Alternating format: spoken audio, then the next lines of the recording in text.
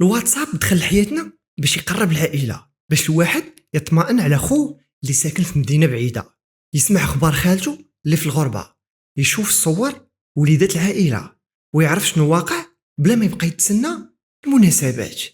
ولكن المفارقه اللي خاصنا نوقفوا عندها هي ان التواصل ما عمره ما كان سهل بحال دابا، وفي نفس الوقت سوء التفاهم عمره ما كان منتشر بحال دابا.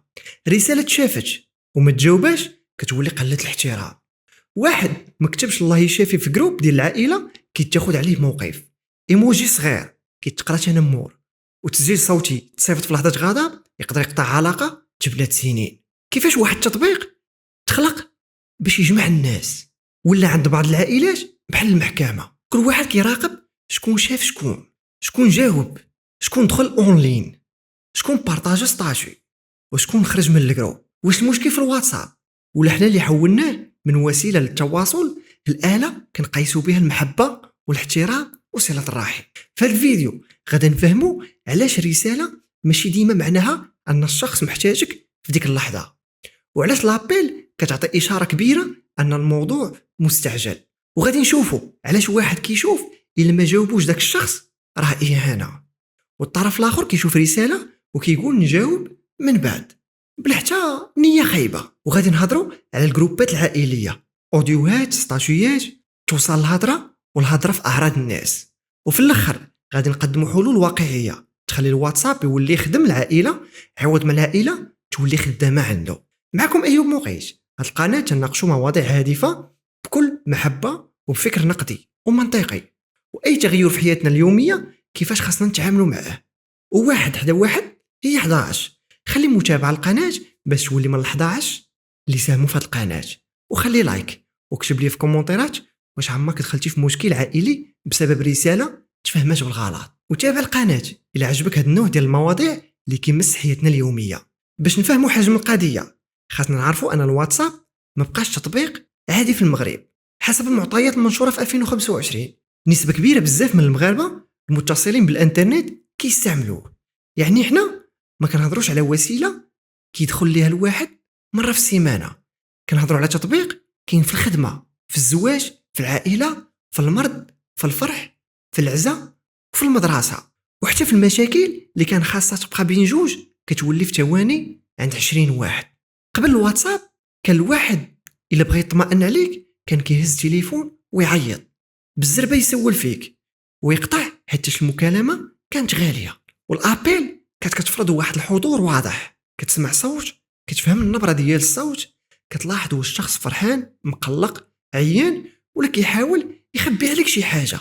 وحتى الا قال لك انا بخير صوته مرات كيقول لك راه ماشي بخير. ومن بعد دخلوا الميساجات وتبدلات القاعده كامله، ولا الواحد يقدر يسول في 10 ديال الناس في دقيقه واحده، يصيفط نفس صباح الخير للعائله كامله ويجاوب على خبر بالقلب، ولا استيكاز فيه الدعاء. وهذا الشيء عطانا السرعه، ولكن السرعه ماشي ديما هي التفاهم، حيت رساله كتعطيك كلمات وما كتعطيكش صوت ولا وجه ولا حتى الحاله النفسيه ولا الظروف اللي تكتبات فيها. هنا كيبدا اول خلاف، واش اللي يصيفط رساله عنده حق يتقلق اللي ما جاوبتيهش؟ الجواب ماشي وماشي لا. خاصنا نفرقوا ما بين انواع الرسائل، حيت ماشي بحال كاين رساله عاديه بحال السلام عليكم كي دايرين صباح الخير، ولا فيديو تصيفط بلا سؤال واضح. هاد الرساله كتقول تفكرتك وبغيت نشارك معك شي حاجه، ولكن ما كتقولش بالضروره خاصك تجاوبني دابا. كاين رساله مهمه بحال عندي معك واحد الموضوع، ملي تكون مسالي جاوبني. هنا الطرف الاخر خاصو يفهم انه كاينه هضره خاصو يرجع ليها، وكاينه حاله مستعجله، شي واحد مريض طاح في مشكل ومحتاج مساعده، ولا خاص قرار في ديك الساعه. هنا العيطه كتبقى الاشاره قويه، حيت لابيل كتعني ان المرسل ما بغاش يحط رساله ويتسنى، باغي يشد الانتباه ديالك في ديك اللحظه. اذا الرساله ماشي استدعاء رسمي وماشي امر بالحضور وزوج علامات زرقين، ماشي توقيع بانك ملتزم تجاوب ديك الساعه. هاد الانسان يقدر يفتح رساله وهو خدام، سايق طونوبيل، جالس مع الناس، مريض مقلق، ولا باغي يفكر قبل ما يكتب. المشكل هو ان بزاف ديال الناس ما كيوضحوش شنو باغيين، كيصيفط لك كلمه ومن بعد كيجلس ويحسب شحال داز من دقيقه، ومنين ما كتجاوبش كيقول تبدل عليا، تكبر، ما بقاش كيحترمني، والله راه كيهضر مع ناس اخرين غير انا اللي ما عطينيش قيمه. وهنا خاصنا نقولوها بوضوح. الا كنت محتاج الانسان قولها لي، ما تدخلوش في امتحان وهو ما عارفش باللي دايروا ليه باش تتاكد. ما تصيفطش رساله عاديه وتخبي وراها طلب عاطفي كبير ومن بعد تعاقب الطرف الاخر حيت ما قراش لافكارك. كتب لي عندي معك موضوع مهم ولا عيط ليه. اما تبقى تقلب على اخر مره دخل فيها الواتساب وتقارن الوقت اللي دخل فيه بالوقت ديال ميساجك وتبني قصه كامله على زوج علامات زرقين، هنا انت ما بقيتيش كتستعمل الواتساب هو اللي بدا كيستعملك. الطرف اللي صيفط الرساله عنده مشاعر مفهومه، مرات كيكون ديما هو اللي كيبادر، كيسول، كيبارك، كيعزي وكيطمئن، ومن بعد كيحس ان الناس ما كيرجعوش ليه نفس الاهتمام، ومن حقه يحس انه عيا، ولكن ماشي من حقه يبني اتهام كامل على رساله واحده ولا على تاخير في الرد. وجهه الثانيه الطرف اللي ما جاوبش ما خاصوش حتى هو يستعمل انه مشغول حجه دائمه، حيت الا خليتي رساله مهمه ديال الام ولا الاب ولا الاخ ايام بلا جواب وانت حاضر في ستاشيات والجروبات، طبيعي الطرف الاخر يحس انه ما عندوش قيمه عندك. اذا التوازن هو انك ما تفرضش الرد ديك الساعه على الناس، وفي نفس الوقت ما تستعملش كلمه مشغول باش تهرب ديما من الناس القرابين ليك. حتى جواب بسيط بحال شفت رساله وانا مشغول دابا نرجع لك من بعد يقدر يمنع سوء الفهم. النقطه الثانيه نقولها هي النبره ديال الهضره، وهذه النقطه هي قلب المشكل كامل. نقدر نكتب لك كلمه واخا ونكون كنقولها بالضحك وبنيه زوينه وانت كتقراها بحال الا انا مقلق وباغي نسالي معك الهضره ولا كنقع معك، ونقدر نكتب لك دير اللي بغيتي وانا كنقصد بالقرار راه عندك وكنحترمه، ولكن انت كتقراها بحال كنقول لك سير دبر راسك وما تبقاش ترجع عندي. نفس الكلمات ولكن كل واحد سمعها وفهمها بنبره مختلفه.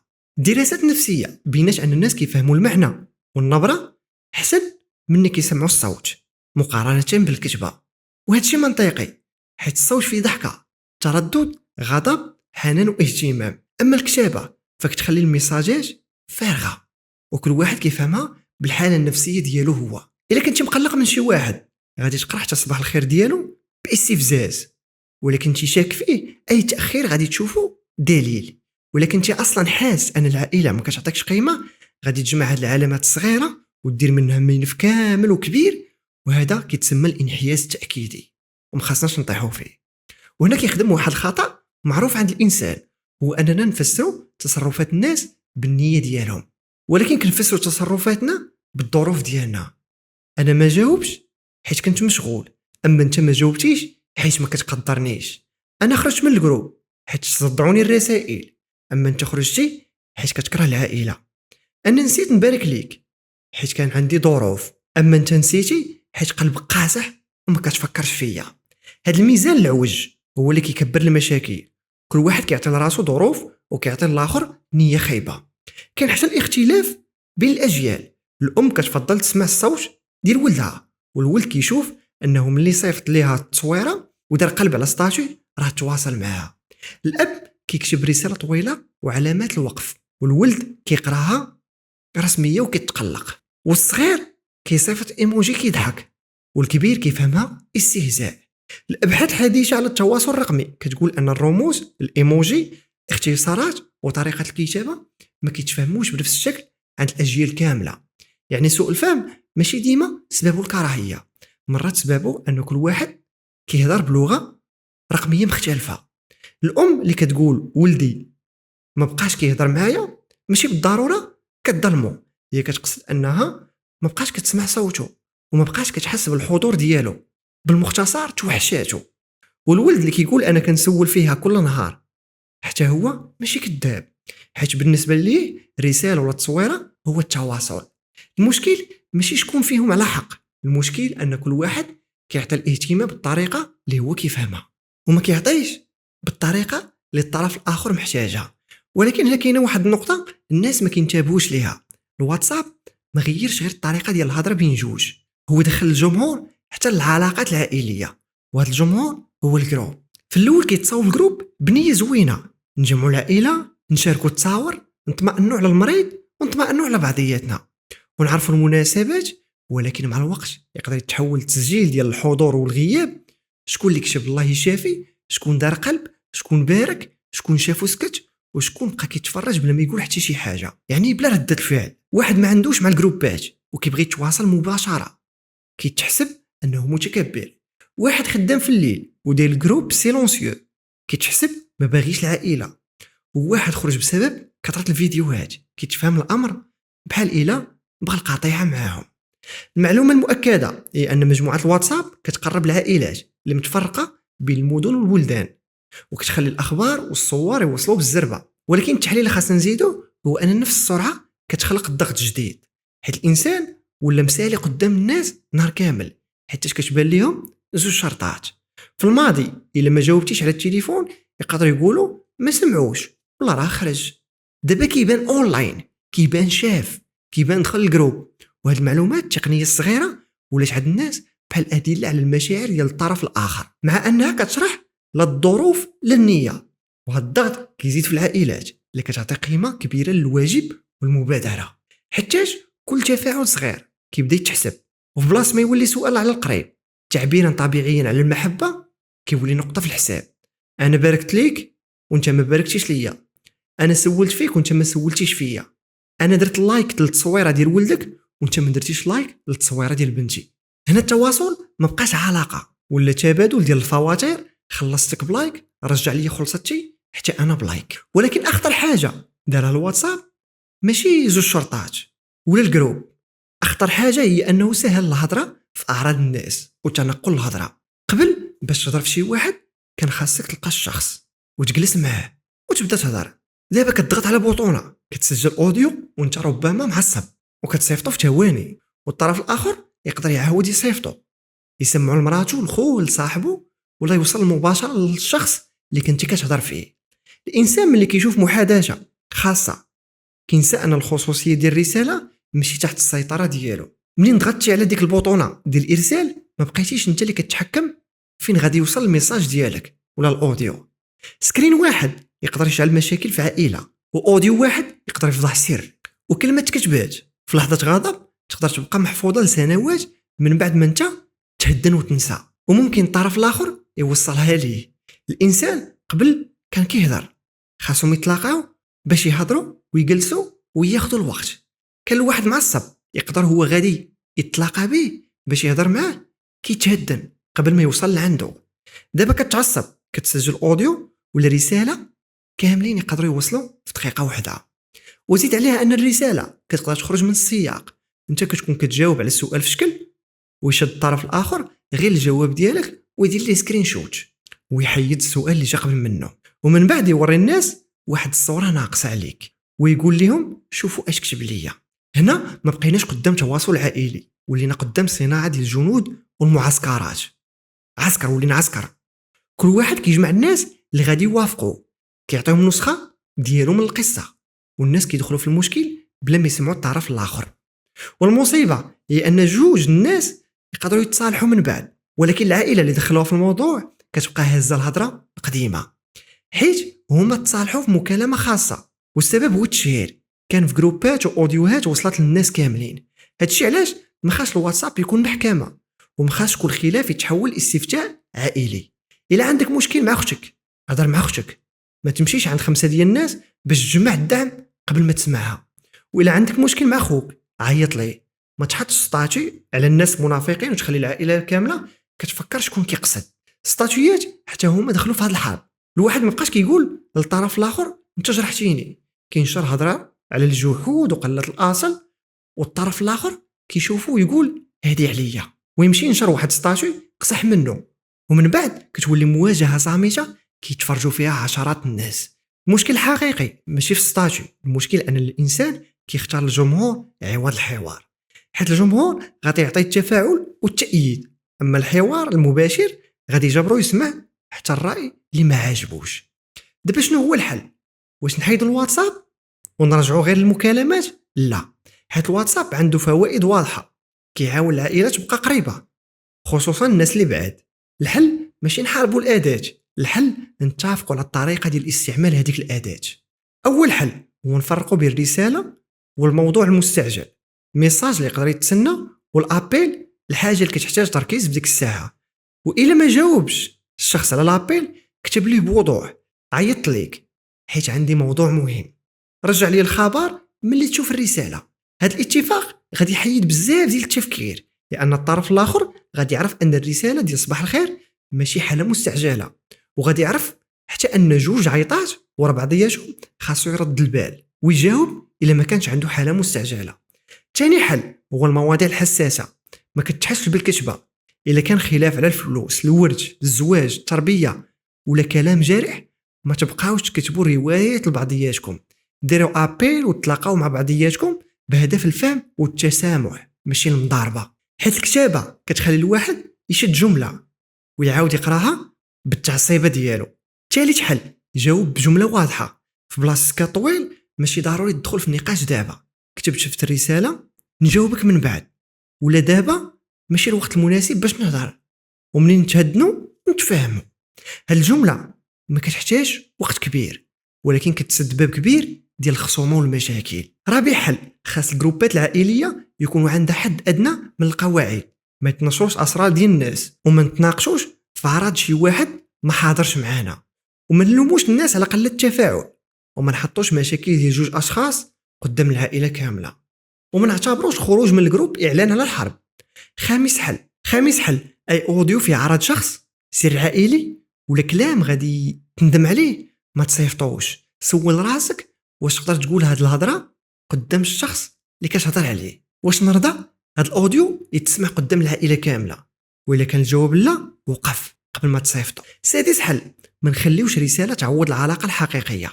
صيفط صباح الخير ولكن عيط مره في السيمانه، دير قلب على الصوره ولكن زور والديك ملي تلقى الوقت، كتب الله يشافي في المجموعه ولكن سول المريض مباشره واش محتاج شي حاجه. رساله كتخبر شخص انك تفكرتيه، اما الوقت والحضور والموقف كيبينوا لي القيمه ديالو عندك.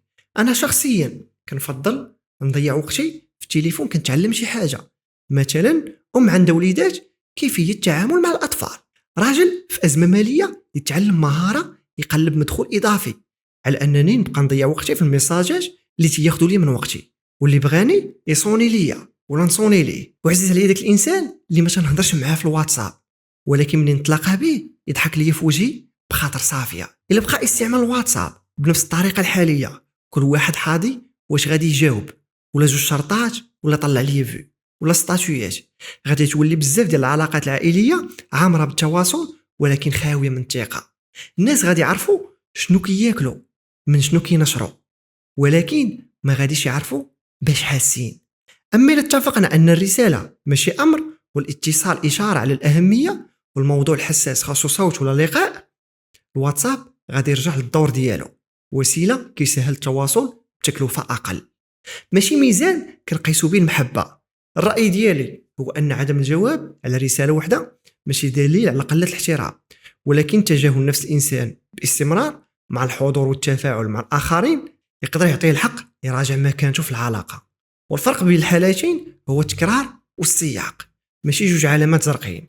والاتصال ماشي ديما دليل قاطع ان الشخص محتاجك، ولكن كيعطي اشاره اكثر من رساله، يعني ان الموضوع مستعجل ولا اللي اتصل محتاج حضورك ديك الساعه. وهذا الشيء علاش ما خاصناش نفرضوا قاعده واحده على الناس كاملين. خاص كل عائله تفهم على اللغه ديالها، شنو معنى رساله، شنو معنى ابيل، وشنو كنديروا في الحالات المستعجله. الواتساب ما فرقش العائلات بوحدو، هو غير كشف الضغط ديال الحوار بيناتنا والحساسيه الزايده، غياب الثقه، العشق في التواصل والهضره، ونتوقع ان الناس يعرفوا شنو بغينا بلا ما نقولوا ليهم. قبل ما تقلق حيت ما جاوبكش، شوف واش وضحتي ليه بلي الموضوع مهم قبل ما تحكم عليه. سول على ظروفه قبل ما تنشر ستاتيو عليه، عيط ليه قبل ما تصيفط اوديو كتفرقع عليه وكتخرج كلام العيب. حط التليفون حتى تهدن، حيت ميساج تكتب في 10 ديال الثواني يقدر يخسر علاقه بنات العائله في 30 عام. ودابا بغيت نعرف الراي ديالك، واش اللي ما جاوبش على رساله واتساب كتشوفها قله الاحترام، ولا كل انسان عنده الحق يجاوب في الوقت اللي يناسبه؟ وشنو هي الاشاره اللي كتفهم منها ان الموضوع مهم؟ رساله واضحه، ابيل وحده ولا اكثر من ابيل؟ كتب الراي ديالك والسبب في الكومونتير بلا سب ولا تجريح، وخلي النقاش يفيدنا كاملين. وبارطاجي الفيديو مع عائلتك باش تبقى العلاقه زوينه مع العائله ويفهموا ان الواتساب الهدف ديالو من الاساس هو خفض التكلفه ديال المكالمه لا غير. حتى لهنا غادي نقول لكم تهلاو في راسكم، نتلاقاو في فيديو جديد ان شاء الله، والسلام عليكم ورحمه الله تعالى وبركاته.